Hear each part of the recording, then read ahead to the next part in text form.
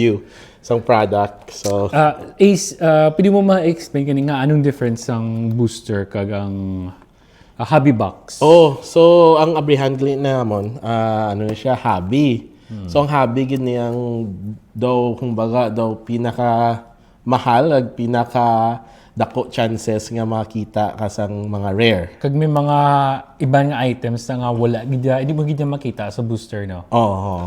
Kag ang mga hits ya iba ang mga one of one diri mo gina makita. May chance man pero gamay lang gid chance sa blaster pack or sa value pack. Pwede man guro pwede man taguro ka blaster pack sa dason, no? Pwede para kung anong makita difference, nila. so. Kag amaw ni siya subong daw nagabalik na bala guys ang hobby sa mga card collecting, sports, subong Marvel naman kay daw may chase ni sila nga ginapangita